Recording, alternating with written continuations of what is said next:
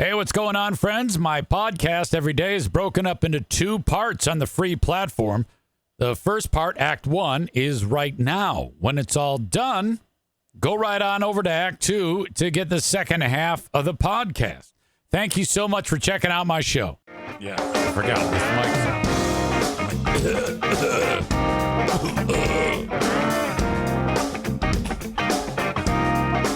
mic. Welcome in.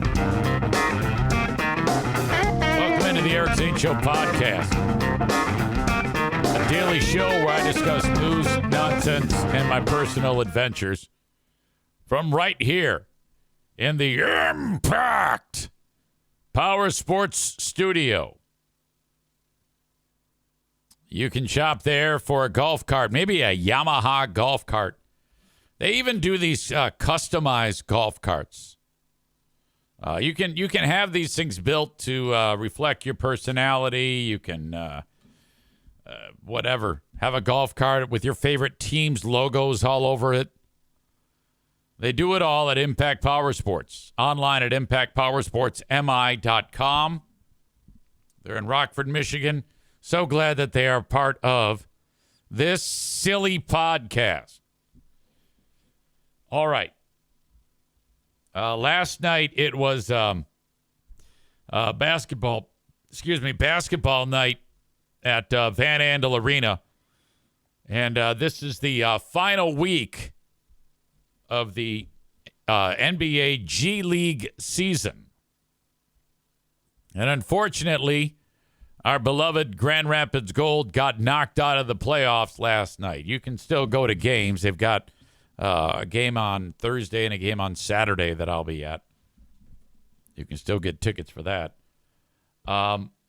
But in this game, they had a guy on the other team who I don't think I've ever seen a performance quite like this.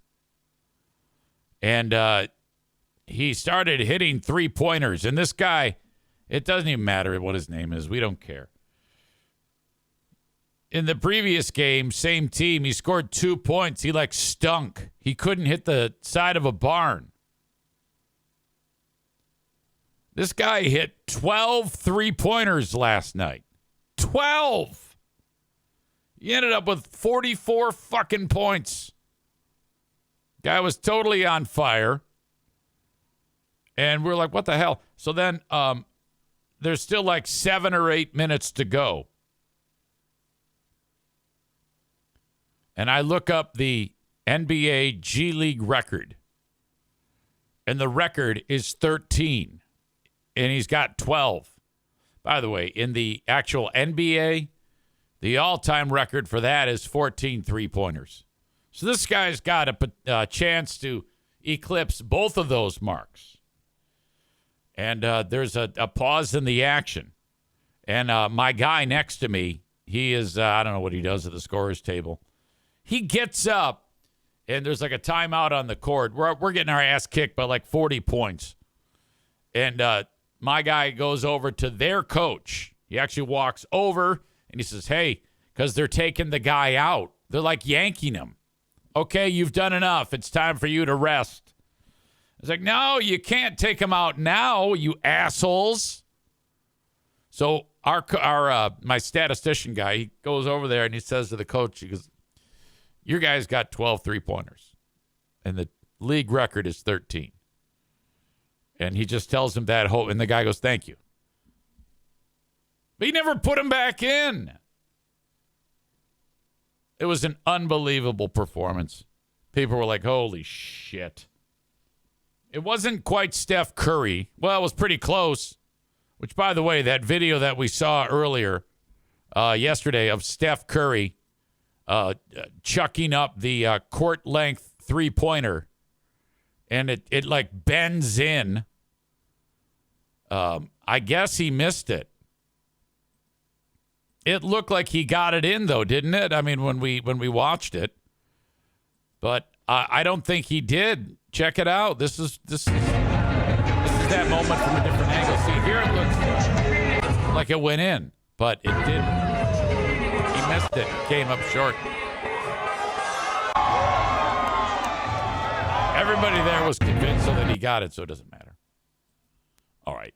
Anyway, that is, I think, if you've, like when I was a kid, I would play basketball with my buddies, and now if I shot a like a foul shot, I don't know if I could actually get the ball to the basket.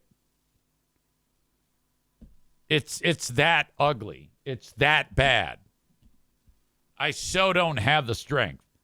That is truly, I think, one of the hardest things you can do is develop that skill set of being able to drain a bucket from a long ways away.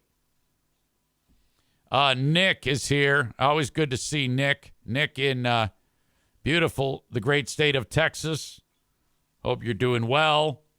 Are you still dating the Russian? Didn't you tell me that you weren't dating the Russian anymore? I think I asked you this last time. One of the last times I saw you on Patreon. And the relationship with the Russian had just gone sour. Oh, you're back together again. You and the Russian. Nick met a nice lady who's, imported. And it wasn't like a mail order girlfriend or anything like that. He just met this Russian chick. And I love the accent of a Russian woman speaking English. It's exceptional. I would even consider marrying a Russian woman if she was less attractive. Like you got Pooh Bear, and let's say Pooh Bear takes a dirt nap, and I meet a Russian woman. I would lower my standards of appearance based on the accent.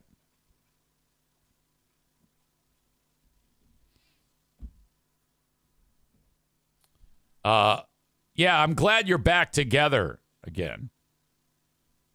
You know, good for you.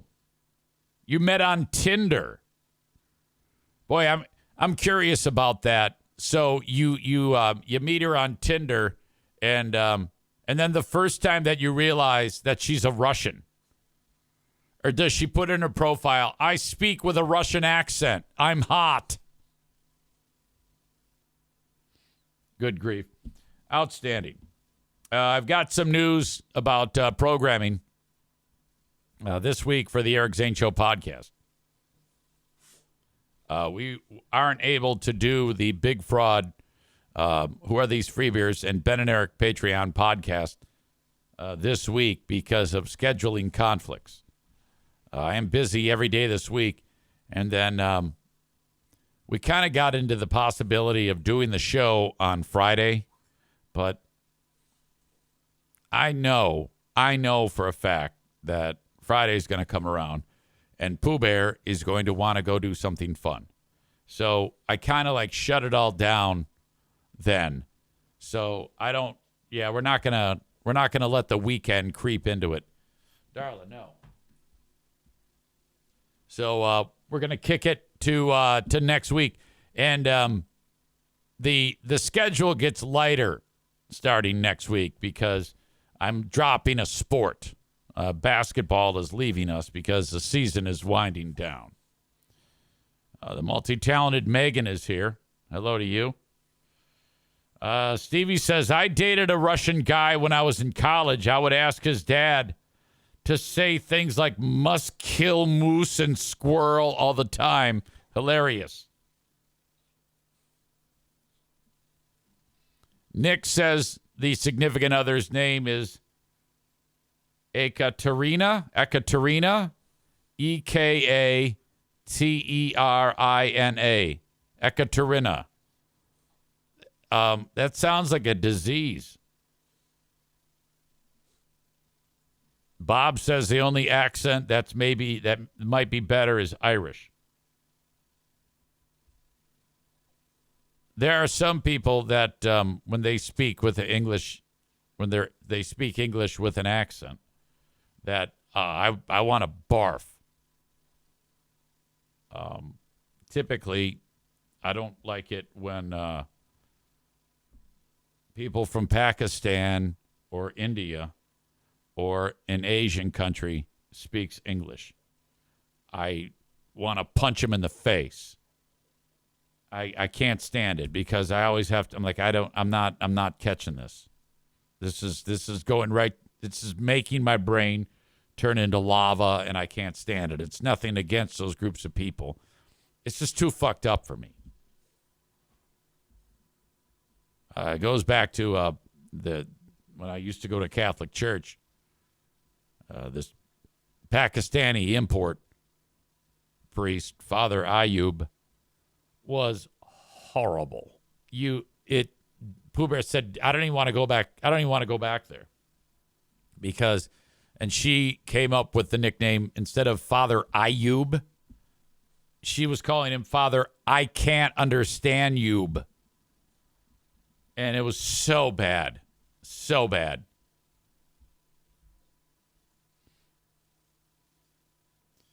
All right. So here we go on this edition of the show. Nick says the Russian sayings are hilarious. She always says, if grandmother had penis, she'd be grandfather.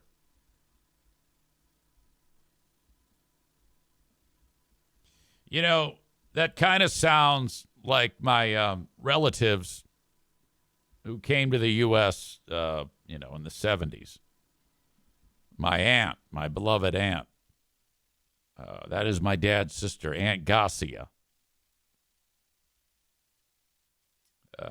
Her English is sketchy at best. She sounds like what you just described. And I don't know if it has to do with the fact that she lived if that's just the way Armenians talk, or if it had to do with the fact that the Russian influence. I don't know, because Armenia was a Soviet country.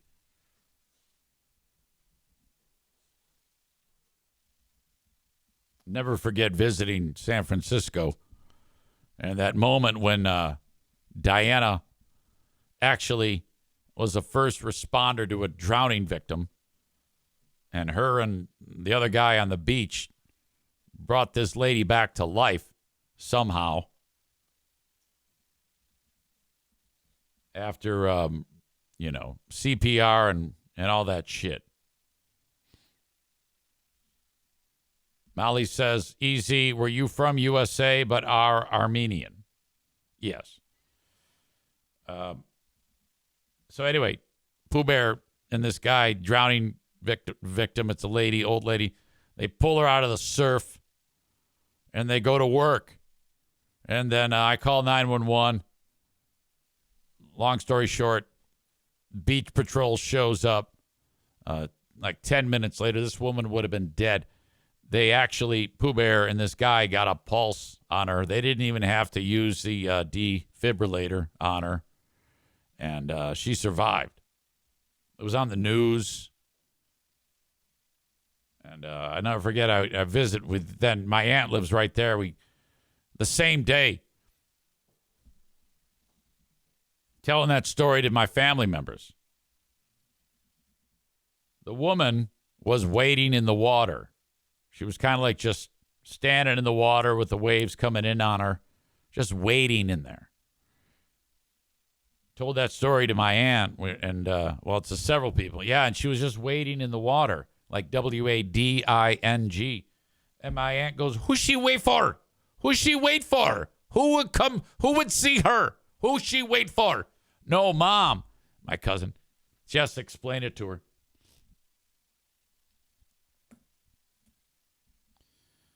Okay. Well, I'm glad you're back. I'm glad you're back with her, buddy. Today's a day where I'm actually hoping that there is strong ADHD influence on this show, because occasionally you'll get a day where, like, the news is all right, but I'm just a little bit concerned about what it's going to bring us for a show. I don't know who this guy is. I think he's an influencer. What you got here, this is a story that Chris D sent along. It's actually just a video. This guy is probably one of the most perfect physical frames you're ever going to see. And he has a routine that he went ahead and he showed his routine. He got a camera on him and edited all the clips together. He gets up at before 4 in the morning and starts his day, I guess. At least that's what the video shows. And it shows him doing all this shit. By the time 8 o'clock has rolled around, this dude has already swam a mile, pumped iron, went running, prayed, read the Bible, wrote in his journal, and he's got millions of people that follow him online. And so he posted that, and now people are kind of picking on the guy over it, and it's hysterical. I don't know anything about him. I don't know what his name is, but I'm going to show you this. All right, so this guy is just jacked. He starts out his day before 4 a.m. It looks like he's getting ready for the day. He's got his underwear on. He's looking really just he looks like a fucking Marvel superhero. He's got this tape over his mouth. I'm not entirely sure what that is. I think that's a trend that people do that so that it has to do with regulating their breathing in a more appropriate way. It's supposed to be better for you, as far as I can understand. And I might be wrong on this. So there you go. That's how he starts his day. Takes off the thing. And this is all kind of, pieced together from several hours in a 1.5-minute video. Brushing teeth. Pour him a glass of water. Rinsing his mouth.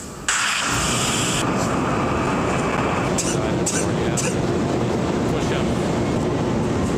Now at 4:38, he sits down. Looks like he's meditating. So we're going to be serious about the Lord's business. Okay, he's getting the sermon. Now he's making an ice bath, and he puts his face in the ice bath. I was getting dressed. This dude is just jacked.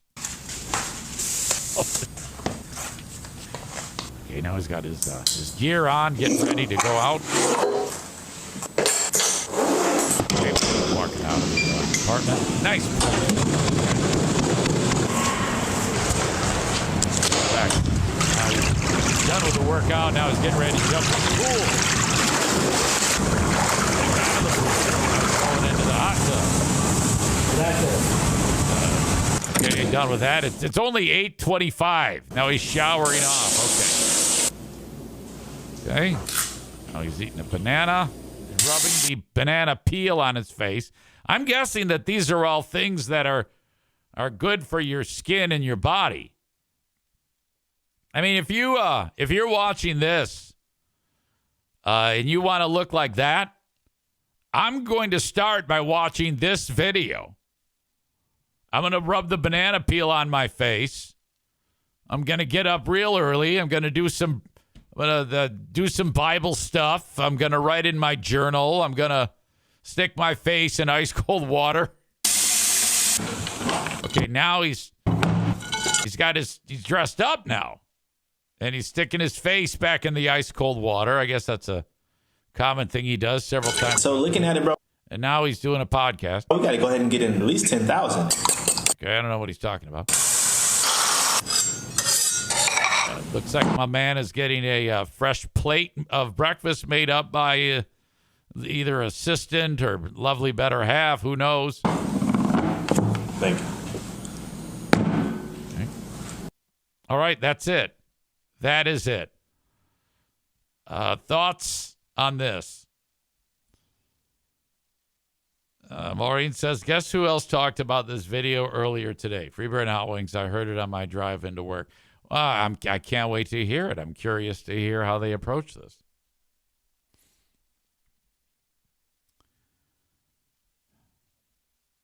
All right. Rebecca says this routine is ridiculous. This has to be satire. Yeah, I don't know that it is. The ones that I'm going to show you now are. Because if you scroll down, people are making parodies of this guy. Like this guy gets up at 4 a.m., does some push-ups, sticks his face in the ice bath. I guess the dude is a fitness influencer. Okay. Got his food, running, more push-ups. Now this is all like in 10 minutes time. Now he's awesome. And would you like to purchase my course as well for $19.99 a month? okay. So this is all ridiculous. Various things happening in short order. He's in a plane. He's back doing push-ups. He's on a soccer pitch. He's installing flooring. He's graduating. He's seen the film The Joker. He's making more food, doing more push-ups, walking around dressed as Batman.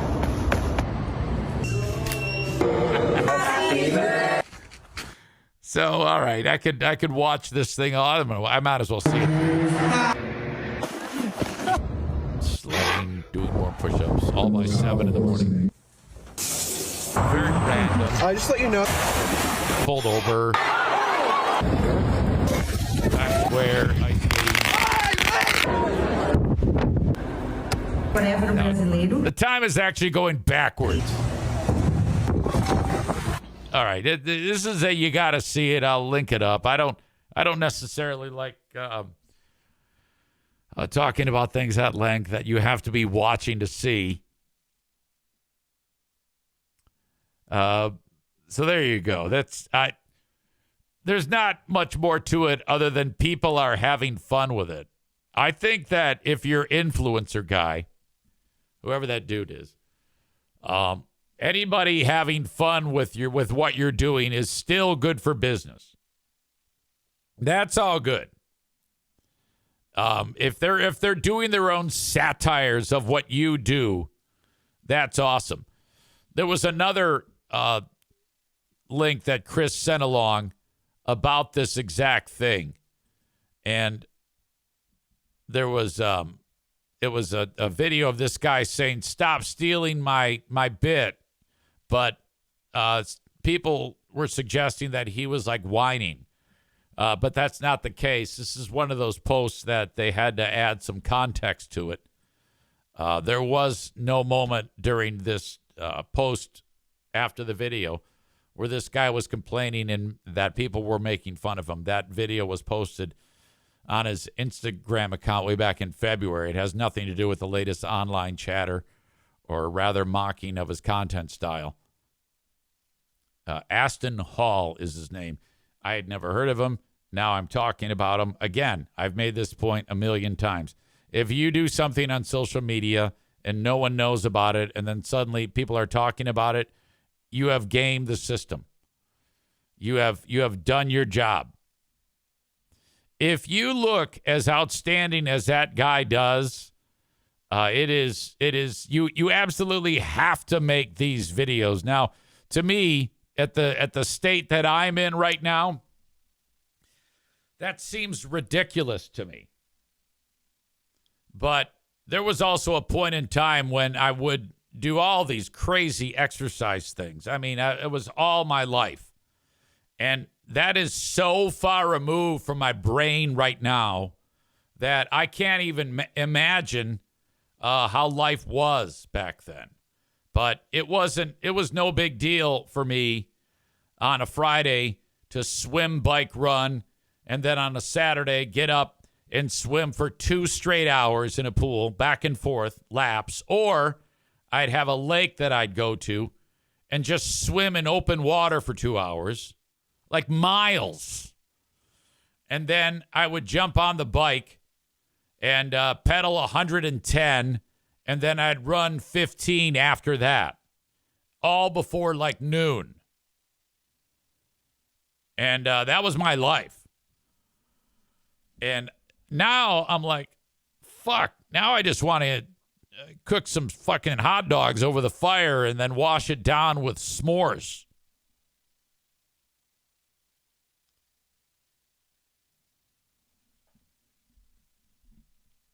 Let's see. Megan writes, I wondered and Googled rubbing banana peels on your skin, particularly the inside of the peel, is a popular DIY skincare trend, with some claiming it can reduce wrinkles, brighten skin. Yeah, there you go. Chris wrote, do some Jesus shit. LOL. Did I say that while I was talking about this? Did I say do some Jesus shit? Because that sounds ridiculous.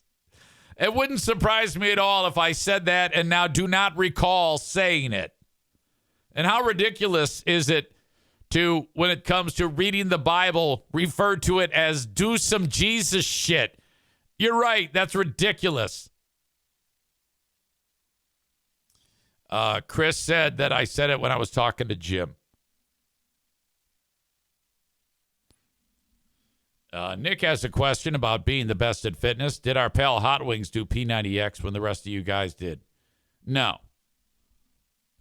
Just Greg and I. I think Steve did it later.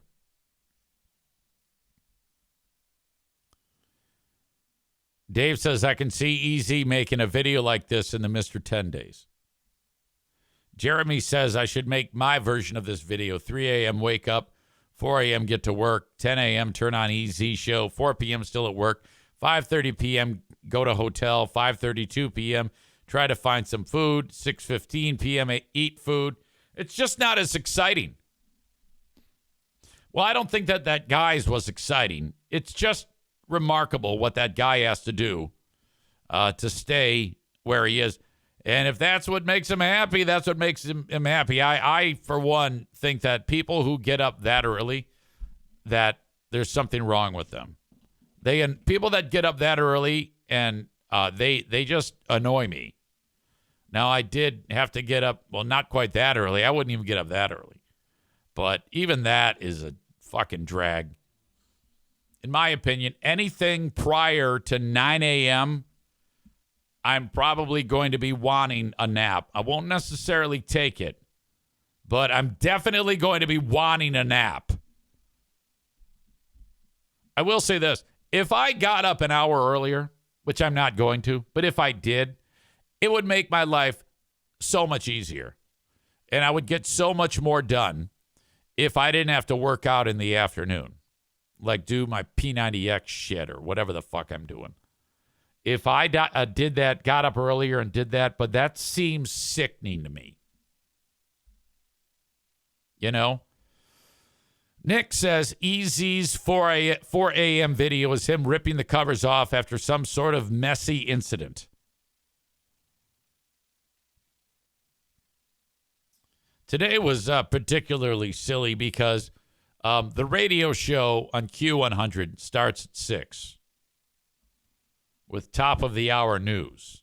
Sometimes it hits at 6:01, sometimes 6:02, but generally 6. It's 3 minutes long with the newscast and the accompanying commercials. When that ends, my show starts. Usually the alarm goes off at 5:50. That gives me enough time, about 13, 14 minutes, to get the dogs out, feed them, get my coffee, sit down here. Today, I hit snooze. The snooze goes off at 1 minute till news. So I had to sit down here, turn all this shit on. I'm still coming out of my sleep. And I'm talking on the radio to Northern Michigan. Talk about an opportunity for my brain to try to trick me into saying fuck you on the radio.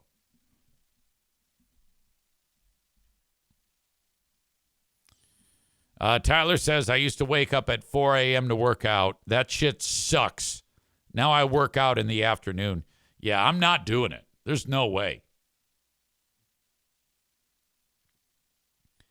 Man Bun Chris says, did you ever have any days at Z93 or anywhere when you were still drinking and had to show up early? Oh, yeah. In particular, Monday night football parties at Hooters in Bay City. you host the damn thing, and then you stay till halftime or whatever, and then you go home. Probably get home about 11 p.m., 10:30, 10, I don't know.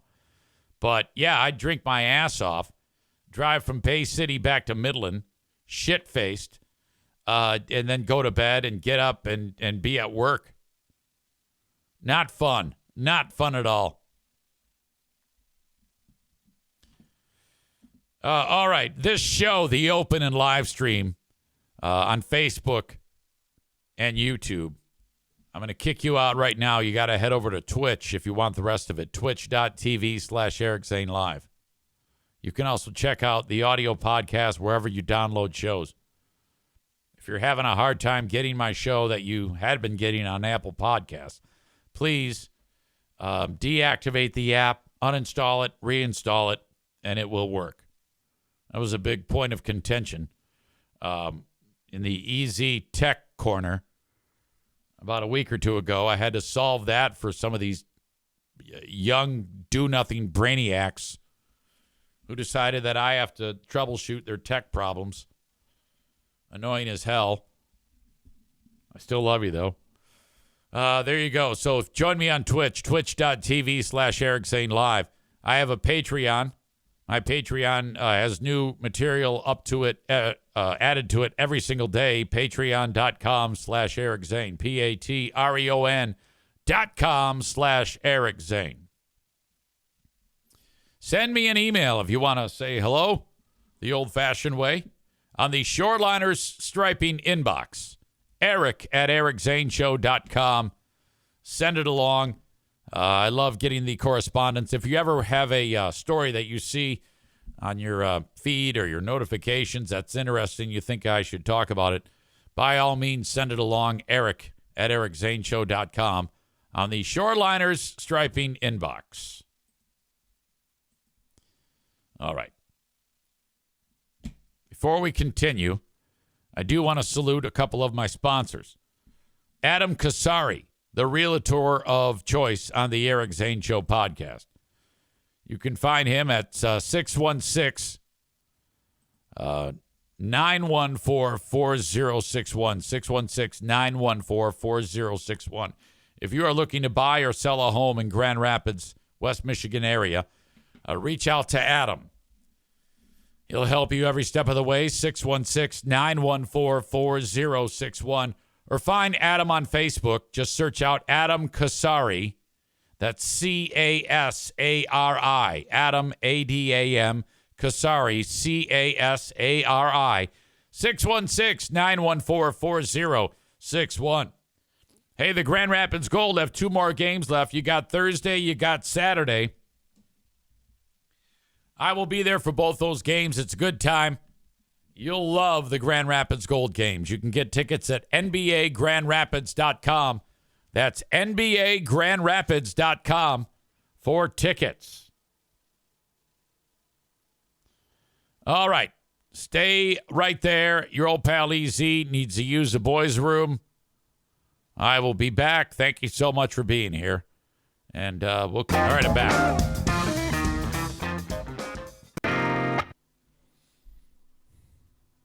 See what the chat is talking about. Yankees suck, 138. That would be Kevin way up in northern Ontario. Says, I'm up at 5:30 or so every day, and I barely start moving until 7. Can't help it. Man Bun Chris says, I feel like Ben gets up earlier. On the last Lost Zane recordings, he told everyone he was up at 2:30 or something. Now, that wouldn't surprise me at all. Stevie says, is there any time I don't want a nap? Some of these comments are from some time ago.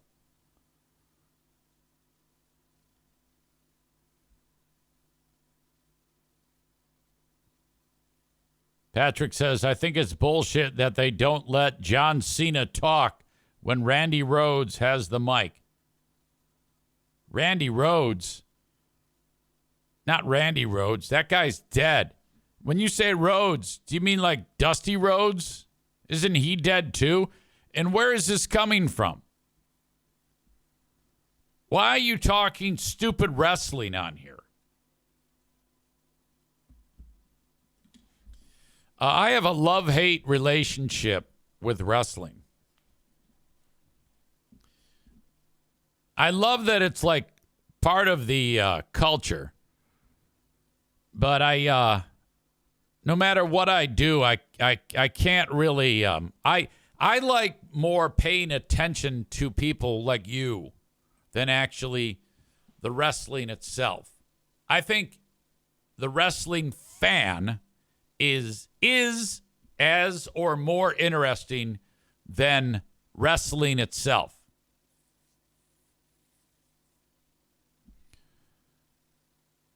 I wonder if there's like a documentary about the wrestling fan.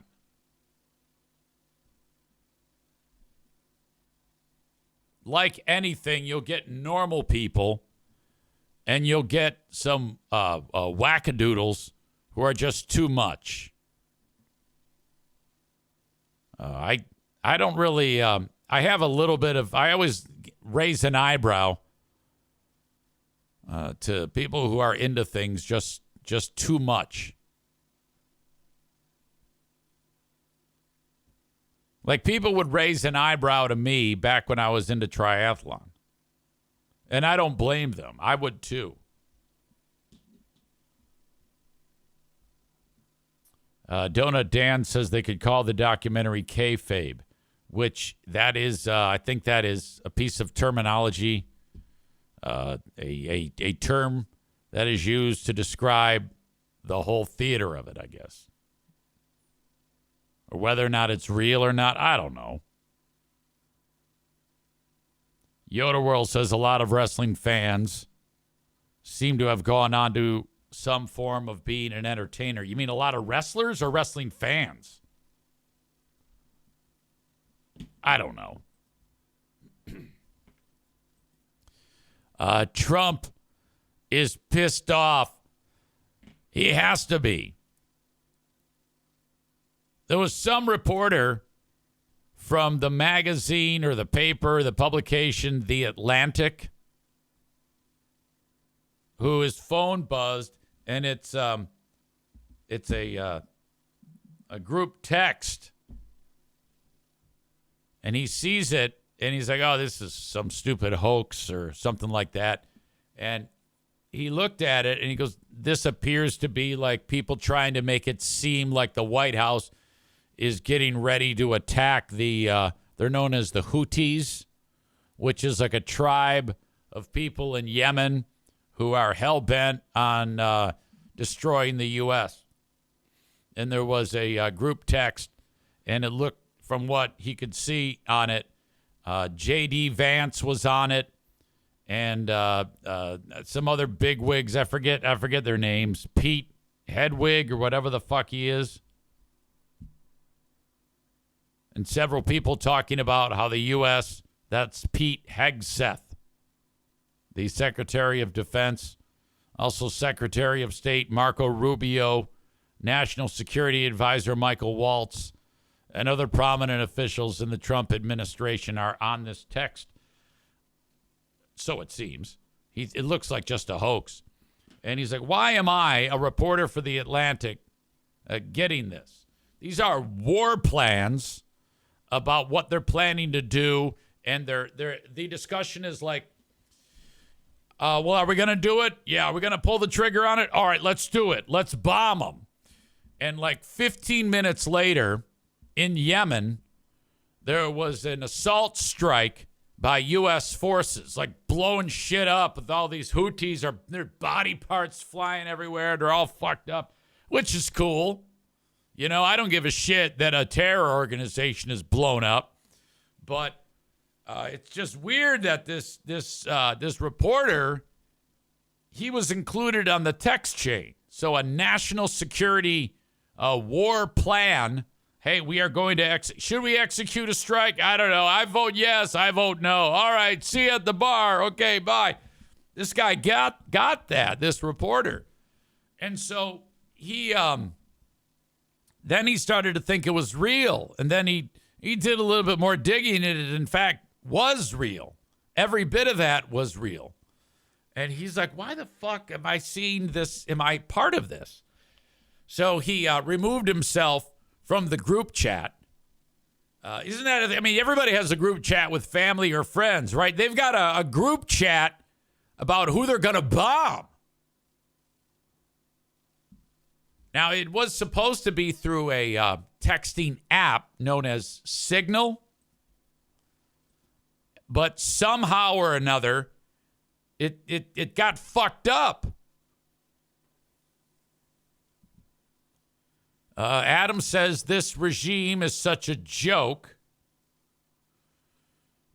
Rebecca says this reporter has way more integrity and self-control than I do, because I would have stayed on the chat until the end of this administration. And the book that I would write, oh my God. No, you're right. I think it actually would have been okay. I don't think it's a problem. I think you just sit there as a fly on the wall, because you know how, like, when you get a text chain or a group chat or whatever, there'll be like 15 numbers on it, and you don't know who the fuck is who. You just assume it's like your family, but it could be anybody. So they got this dude, this reporter on there. Oh my God, you're right. That would be fantastic.